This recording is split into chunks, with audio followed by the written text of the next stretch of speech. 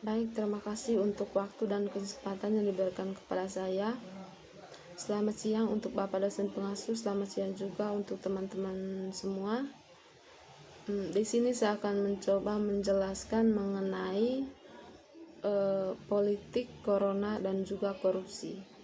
Pertama-tama saya akan memperkenalkan nama dulu. Nama saya Maria Gortideo, NIM 1723030013. Baik, saya langsung saja menjelaskannya. Dalam akhir-akhir ini, Presiden selalu memerintahkan agar para kepala daerah, mulai dari gubernur hingga wali kota, untuk terus memonitor kondisi warga di daerah masing-masing demi mencegah dampak yang tidak diharapkan dari wabah COVID-19. Jokowi juga menghimbau agar mereka terus berkonsultasi dengan pakar medis dalam menelaah setiap virus yang ada. Sebagai negara besar dan negara kepulauan, tingkat penyebaran COVID-19 ini derajatnya bervariasi antara daerah satu dengan yang lain. Oleh karena itu, Presiden juga memerintah kepada seluruh gubernur, kepada seluruh bupati, kepada seluruh wali kota untuk terus memonitor kondisi dan terus kondisi daerah yang ada di seluruh Indonesia dan terus berkonsultasi dengan pakar medis dalam menelaah setiap situasi yang ada. Dalam hal ini, kita semua juga bisa melihat betapa sibuknya pemerintah pusat sampai ke daerah menghadapi virus corona, dimulai dari Provinsi Jakarta, menginstruksikan sekolah dan tempat hiburan libur, dan penutup semua kegiatan itu diikuti oleh Provinsi Banten karena khawatir virus corona menyebar. Namun, dalam hal ini, ketika kita berpikir sejenak, dengan virus corona ini begitu sibuknya semua media massa memberitakan tentang virus corona,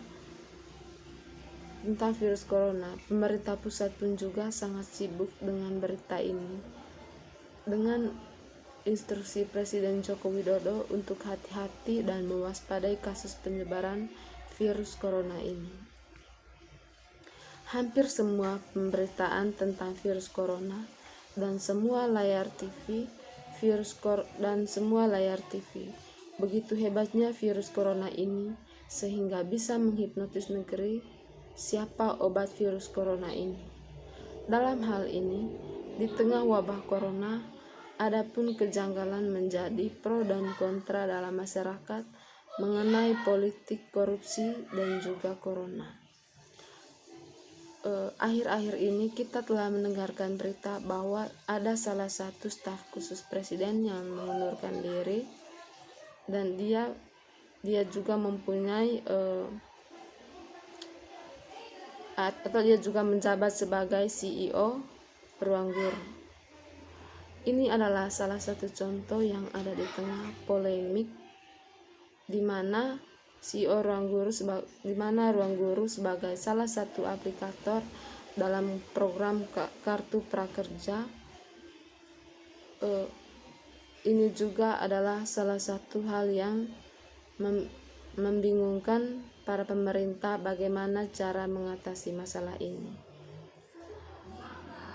Belva Devara atau staf khusus Presiden akhirnya resmi mengajukan pengunduran diri sebagai staf khusus Presiden Joko Widodo.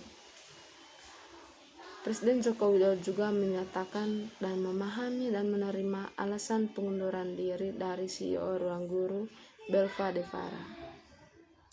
Hal ini disampaikan Sekretaris Kabinet Pramono Anung yang membenarkan bahwa pihak istana telah menerima surat resmi pengunduran diri dari Belva Devara pada akhir pekan lalu.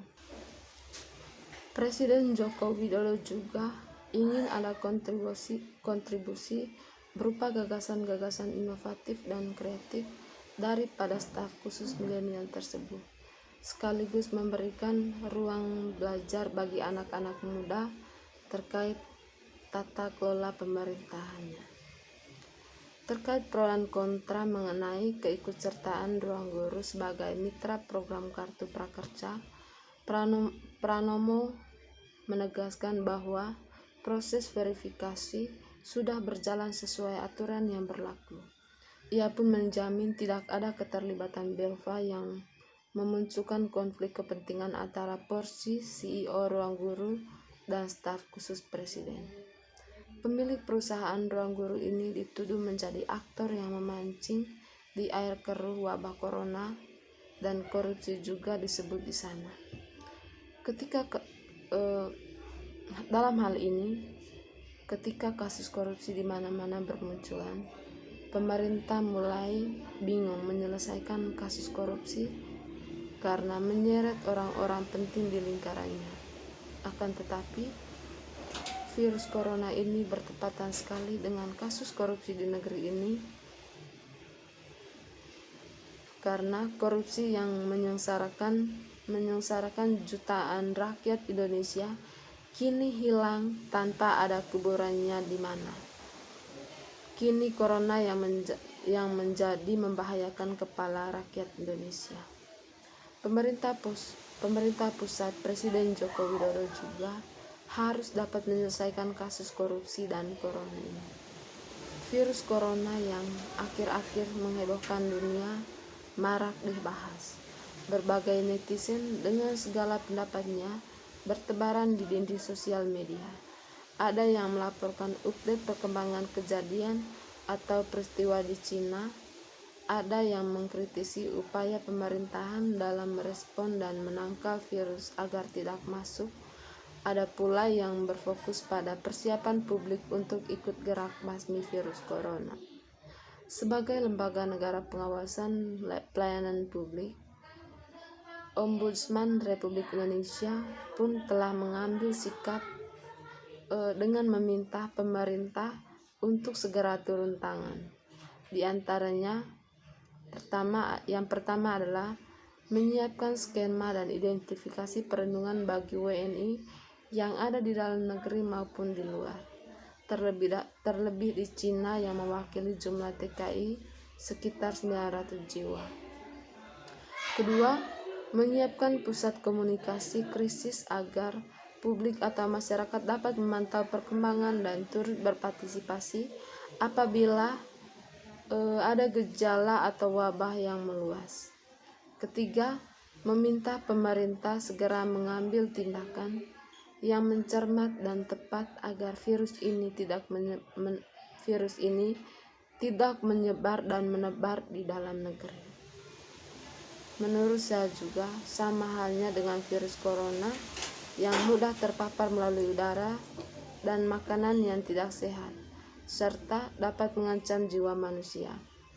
Perilaku korupsi dan maladministrasi juga tak kalah akut dan berbahaya bagi kelangsungan hidup warga dan negara.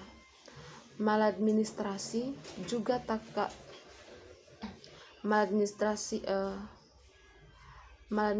dan korupsi saat ini ibarat gajah di